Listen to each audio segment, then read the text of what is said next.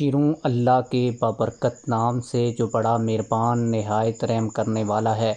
کروڑوں درود و سلام نبی آخر الزمان صلی اللہ علیہ وآلہ وسلم کی ذات اطہر پر، جن کی وجہ سے ہم ہیں اور جن کی وجہ سے یہ کل کائنات ہے۔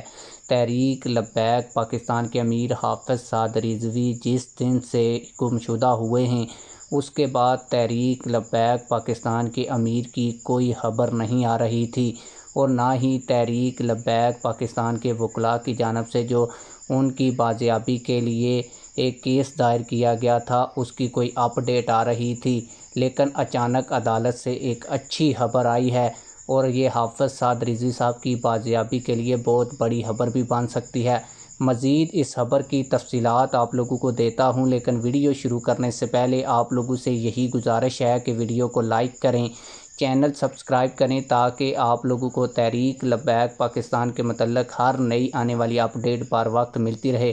آپ لوگوں کو بتاتا چلوں کہ یہ کیس اور یہ جو خبر ہے وہ اس لیے میں آپ لوگوں کو بہت بڑی کہہ رہا ہوں، کیونکہ حافظ سعد رضوی صاحب کی بازیابی کے لیے کیس دائر کیے ہوئے تحریک لبیک پاکستان کے وکلاء کو تقریباً 7 سے 8 مہینے گزر چکے ہیں، لیکن اس کے اوپر کوئی خاطر خواہ جو ہے وہ پیش رفت نہیں ہوئی۔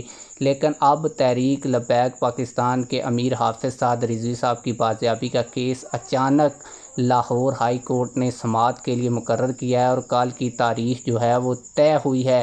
امید ہے کہ یہ تحریک لبیک پاکستان کے امیر حافظ سعد رضوی صاحب کی بازیابی کے لیے یہ فیصلہ لاہور ہائی کورٹ کا اچھا ثابت ہوگا، اور تحریک لبیک پاکستان کے امیر حافظ سعد رضوی کے لیے سعد رضوی کی بازیابی کے لیے بڑا بریک تھرو ہوگا۔ آپ لوگ اس حوالے سے کیا کہتے ہیں؟ کمنٹ سیکشن میں ہمیں اپنی رائے سے ضرور آگاہ کیجیے گا۔